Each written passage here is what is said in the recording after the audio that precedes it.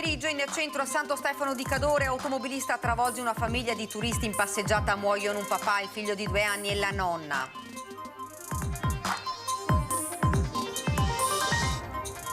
Il camionista tedesco che ha ucciso Davide Rebellin sarà estradato in Italia. La decisione del tribunale di Hamm, la vedova del campione, è giusto che paghi per l'orrore che ha commesso.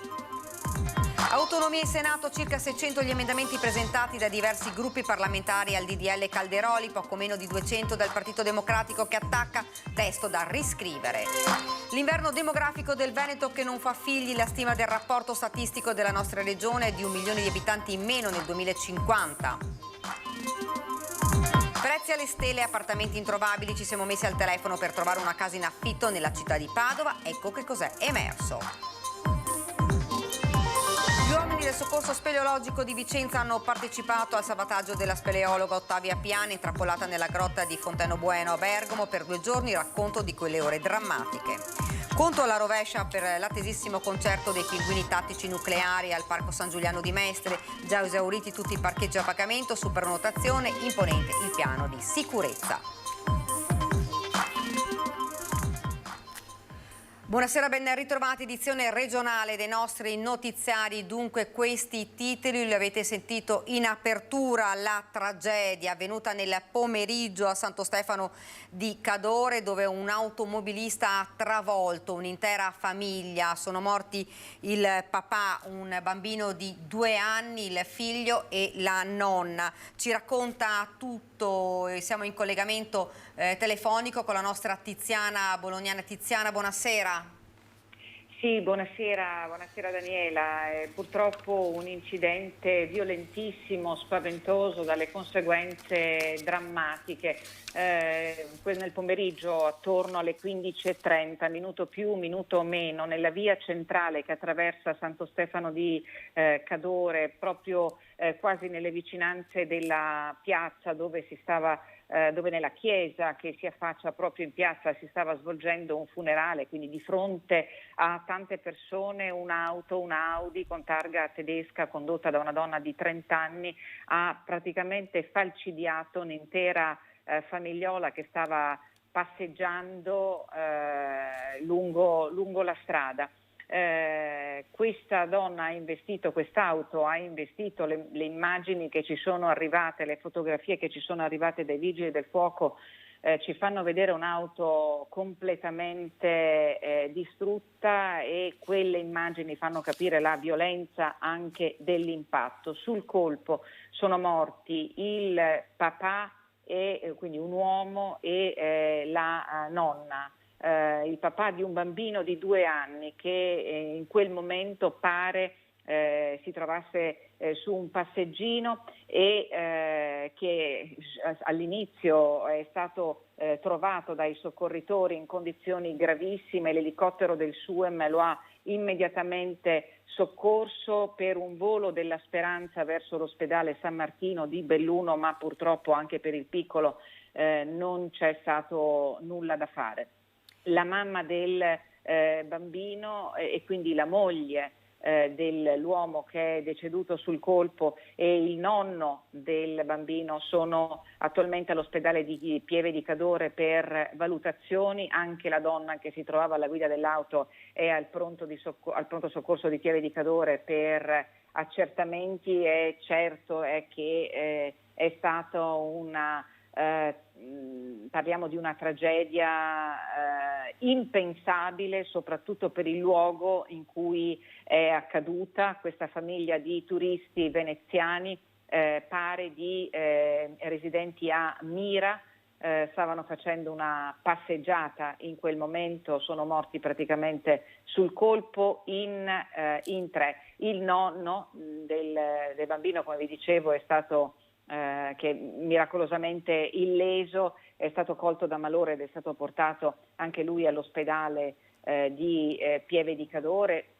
Vi ho detto che in quel momento nel centro di Santo Stefano c'erano molte persone, in chiesa si stava celebrando una funzione funebre, l'allarme quindi è stato immediato, sono arrivati il SUE 118 con l'elicottero, l'automedica di Pieve di Cadore, l'ambulanza di Auronzo, vigili del fuoco e carabinieri che in questo momento sono sul posto per i rilievi di rito. La strada principale che attraversa il paese è stata chiusa al traffico per consentire per l'appunto lo svolgimento dei rilievi di legge. Non è possibile in questo momento neppure abbozzare le cause di questo incidente che a memoria non ha precedenti, potrebbe non avere precedenti in provincia di Belluno. Sovente si sono verificati investimenti lungo le strade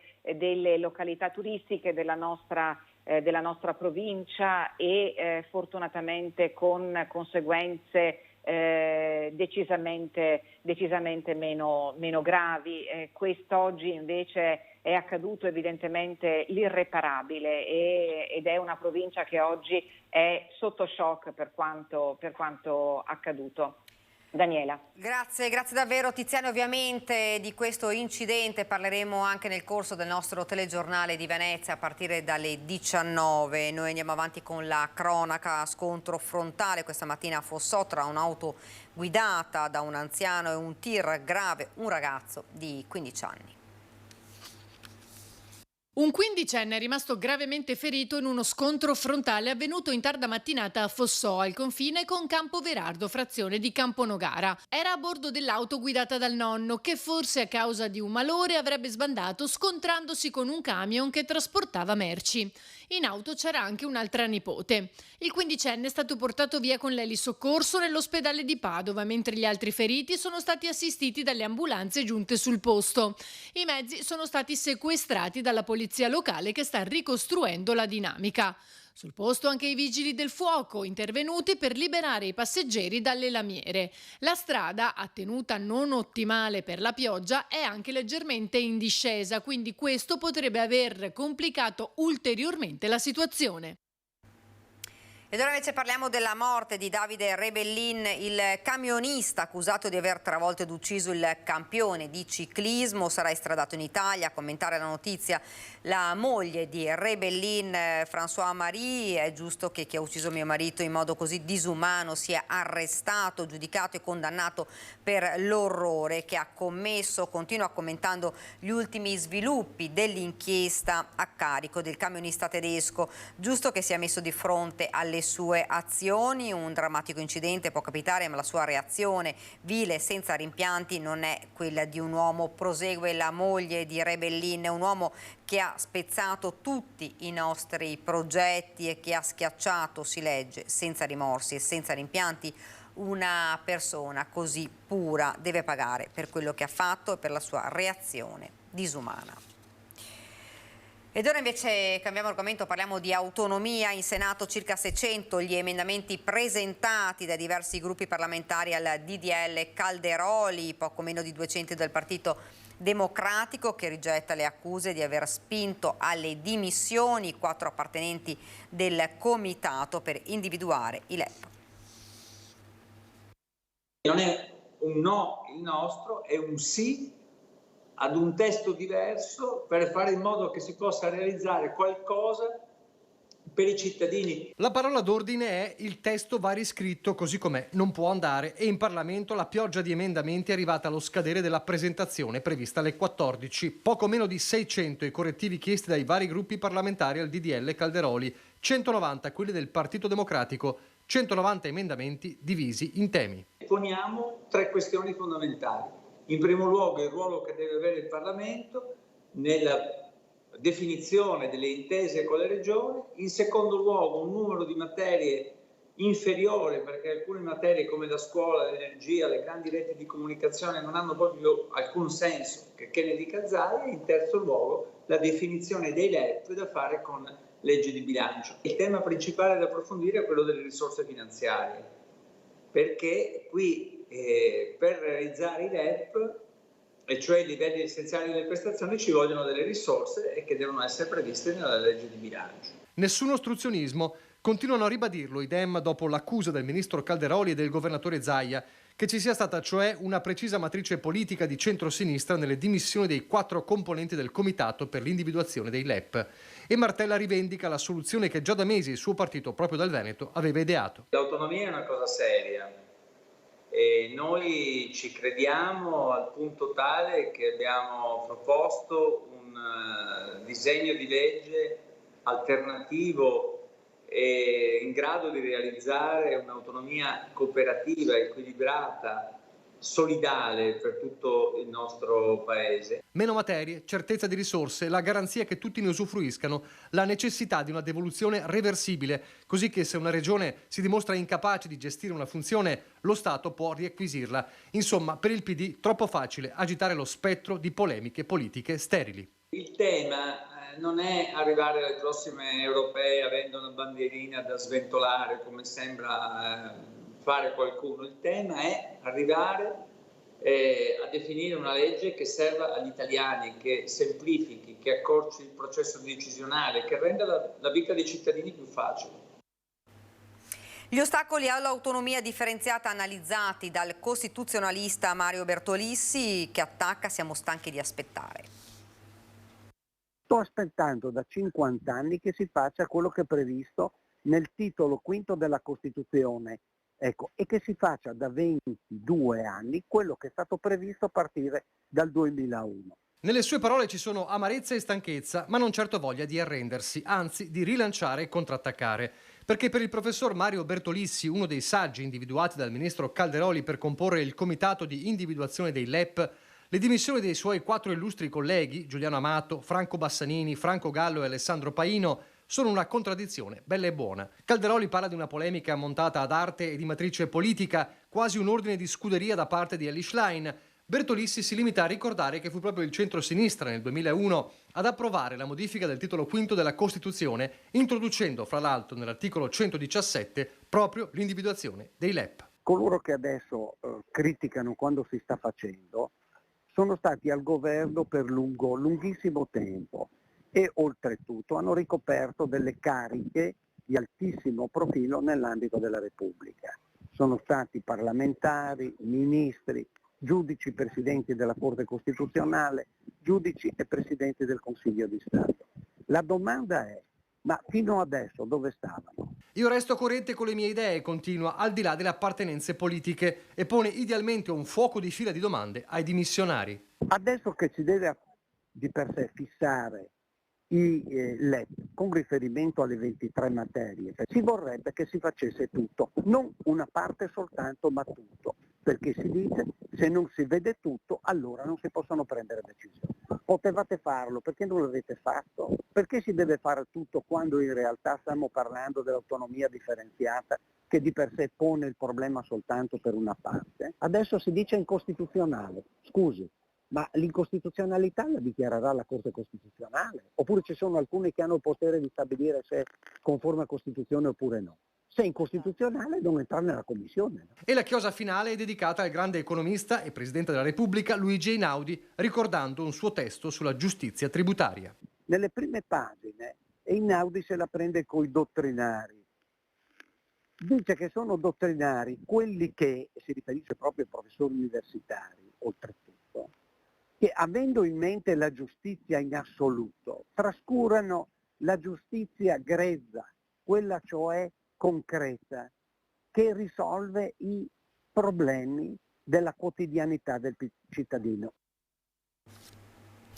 La popolazione del Veneto è sempre più vecchia a causa di un significativo crollo delle nascite. I giovani tra i 18 e i 34 anni sono 825.000, 20 anni fa superavano il 1.000.000. È quanto emerge dal rapporto statistico 2023 della Regione del Veneto. Secondo l'Istat, entro il 2050 potrebbero diminuire di un ulteriore 15% e la popolazione del Veneto rischia di passare dagli attuali 5 a 4 milioni di abitanti. Dal rapporto emerge come i giovani posticipano sempre di più i progetti progetti di vita autonoma. Nel 2021 il 64% viveva con i genitori a fronte del 50% a livello europeo. La maggioranza di questi, il 46%, è occupato ma con un reddito non sufficiente a garantire un'autonomia. Diminuisce anche il numero dei figli nelle famiglie venete. Nel 2022 sono passati da una media di 1,46 a 1,27 per nucleo a fronte del dato nazionale di 1,24. Ed ora ci fermiamo qualche istante di pubblicità.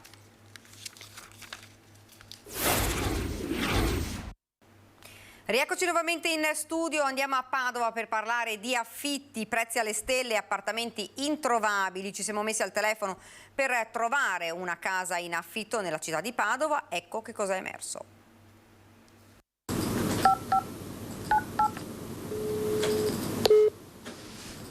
Buongiorno, per lavoro mi trasferisco a Padova da metà agosto. C'è un appartamento, cerco un appartamento in affitto, volevo capire se avete qualcosa per caso. Noi purtroppo al momento non abbiamo nulla in affitto. Al momento di affitti non c'è praticamente nulla e a noi in affitto è da un bel po' di tempo che non ci entra nulla.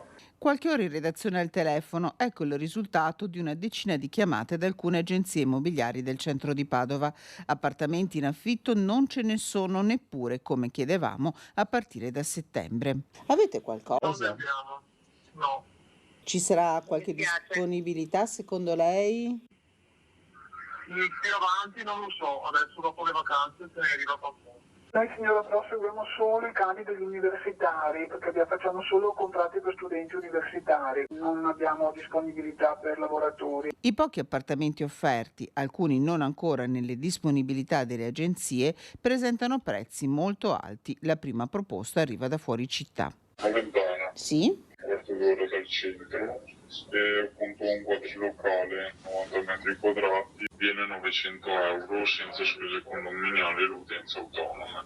Se no abbiamo delle soluzioni in centro storico. In centro città il primo appartamento che potrebbe fare al caso nostro non è ancora libero ed è senza posto auto se non in un parcheggio a pagamento. Potremmo esserci 700 però non lo so. Più le spese condominiali o senza? Più le spese condominiali. Risulta un po' quell'effetto tipo una bellissima stanza d'albergo in un qualche modo. Una seconda proposta a prezzo concorrenziale pone una serie di vincoli per iniziare la trattativa. La persona deve essere dipendente, che poi può anche essere licenziato, ma la proprietà vuole così. La giro di una settimana va via 700. Più spese condominiali? Sì, 90 euro di spese condominiali. Un solo altro appartamento è libero da subito nel centro della città, 1.100 euro al mese più 100 euro di spese condominiali, con contratto da sottoscrivere 6 più 6 anni. Altri liberi da settembre a prezzi simili, tutti sui 60 metri quadrati. Le vetrine online, se possibile, danno ritratti anche peggiori, con monolocali che partono da 500 euro e spese condominiali mensili che difficilmente scendono sotto i 200. Una ricerca, la nostra, che si conclude in modo desolante. Una fotografia in cui le agenzie immobiliari sono semplici attori di quella che rischia di diventare, se non lo è già, una vera emergenza sociale. Ed ora la storia di un salvataggio. Anche gli uomini del soccorso speleologico di Vicenza hanno partecipato al salvataggio della speleologa Ottavia Piana, intrappolata nella grotta di Fonteno Bueno a Bergamo per 2 giorni. Ci racconta le ore concitate del salvataggio Alessandro Benazzato, che ha partecipato ai soccorsi. Ok, ottimo, ok, bravo Ottavia! Un applauso liberatorio, quello degli oltre 70 soccorritori del Corpo Nazionale Soccorso Alpino e Speleologico che con medici e infermieri hanno collaborato ininterrottamente per 2 giorni. Obiettivo: salvare la speleologa bresciana Ottavia Piana, rimasta bloccata e ferita nella grotta di Fonteno Bueno, nel Bergamasco, a 150 metri di profondità, e trarla in salvo. Tra gli angeli anche i soccorritori del gruppo vicentino che si sono alternati con le altre squadre dalla Lombardia, Piemonte, Trentino e Emilia-Romagna. Ogni singolo giorno passato ad esercitarsi e ne è valso davvero la pena, perché ciò che siamo riusciti a fare è stato qualcosa di veramente grande. Hanno lottato con il clima avverso, la pioggia, la grotta con molta acqua, le raffiche di vento. Tu bene? Aiutano. Mica ce la fai perché ovviamente qualcuno piano. C'erano moltissimi laghi da superare con delle corde, quindi venivano attrezzate delle teleferiche. E i pozzi, c'erano pozzi molto profondi, anche di più di 50 metri, e molti passaggi stretti, gallerie da superare, quindi sempre portando la barella di peso, aiutati con le corde, quindi la progressione è stata molto lenta proprio per la complessità di questo abisso. I cunicoli stretti e scivolosi, le profondità, la morfologia della grotta molto lunga hanno reso questo salvataggio tra i più complessi dell'ultimo decennio. Questo è sicuramente uno dei più grandi interventi degli ultimi anni in Italia, e a memoria si deve tornare indietro nel 2007, quando ci fu un incidente in Marguerite, nel Piemonte, e vennero impiegate più di 100 persone per 4 giorni, e da allora in Italia questo è sicuramente il più importante. Conto alla rovescia per l'attesissimo concerto dei Pinguini Tattici Nucleari al Parco San Giuliano di Mestre, già esauriti tutti i parcheggi a pagamento su prenotazione. Tutto pronto qui al Parco San Giuliano di Mestre per il concerto di domani sera dei Pinguini Tattici Nucleari. Si attendono 60.000 persone, ingresso vietato alle telecamere. Si tratta infatti del primo tour del gruppo negli stadi, che partirà proprio da Mestre con la data 0. Qualche anticipazione, spoiler per i più moderni, arriva proprio da uno dei musicisti arrivati alcuni giorni fa per le prove, Riccardo Zanotti, autore del gruppo. È una roba incredibile, solo guardarlo mi mette paura, ma anche eccitazione.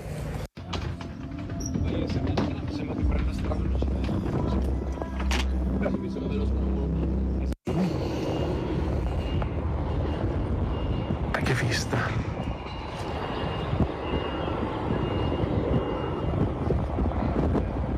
Mobilitata la macchina della sicurezza, la città è in fermento, soprattutto dal punto di vista organizzativo, affidato a Vela. Il sindaco ha firmato un'ordinanza. Dalle ore 12 di venerdì alle 3 di sabato sarà vietata nell'area del concerto la somministrazione e la vendita di superalcolici, l'introduzione di bottiglie in vetro o plastica con tappo e lattine. Vietati anche i cosiddetti spray al peperoncino o sostanze sintetiche che producono gli stessi effetti. Già esauriti tutti i parcheggi a pagamento su prenotazione. Nel sito del comune è possibile trovare tutte le 7 aree di sosta per quasi 7.000 posti auto e sarà possibile anche prenotare il parcheggio online. Quasi 80 volontari della protezione civile impiegati per fare in modo che l'afflusso delle persone sia il migliore possibile. Naturalmente ci sarà anche un bici park totalmente gratuito, quindi un invito ad arrivare in bici o a piedi al parco, e dei parcheggi più distanti invece ci sarà un bus navetta. Disposto anche lo stop a ogni forma di commercio e somministrazione itinerante e anche artigiana all'interno del perimetro. Eventuali violazioni saranno passibili di sanzione pecuniaria tra i 25 e i 500 euro e della confisca dei contenitori e degli oggetti vietati. Sperando che sia una buona serata e che tutti i cittadini e tutte le persone che verranno al Parco San Giuliano venerdì sera possano godersi una buona musica e stare in compagnia. Ed è davvero tutto per questa edizione del nostro telegiornale. Vi lascio alle previsioni del tempo. Grazie davvero per averci seguito e buona serata.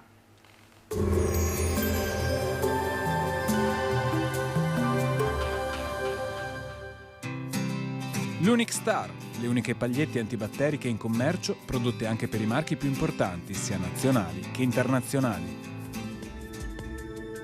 Bentrovati al Meteo. Gli ultimi aggiornamenti danno la conferma. Andiamo verso una nuova intensa ondata di caldo africano con tempo più stabile. Il dettaglio di venerdì 7 luglio. Sul Veneto deciso aumento della pressione atmosferica. Sarà infatti una giornata ampiamente soleggiata ovunque. Non sono attese piogge, il cielo sarà sereno o velato. Temperature in graduale aumento, minime tra 12 e 20 gradi, massime sui 26-31 gradi all'incirca. Ci spostiamo ora sul Friuli Venezia Giulia. Anche in questo caso generali condizioni di bel tempo con il cielo che si presenterà prevalentemente sereno o al massimo poco nuvoloso. Temperature minime sui 18-23 gradi, massime intorno ai 29-30 gradi all'incirca. Infine diamo uno sguardo alla situazione del Trentino Alto Adige. Anche qui non mancherà il sole ovunque, il cielo sarà sgombro da nubi solo con qualche innocua velatura. Temperature minime intorno ai 15-17 gradi, massime sui 30-31 gradi all'incirca. Dal meteo di Antenna 3 per ora è tutto, grazie per l'attenzione, arrivederci.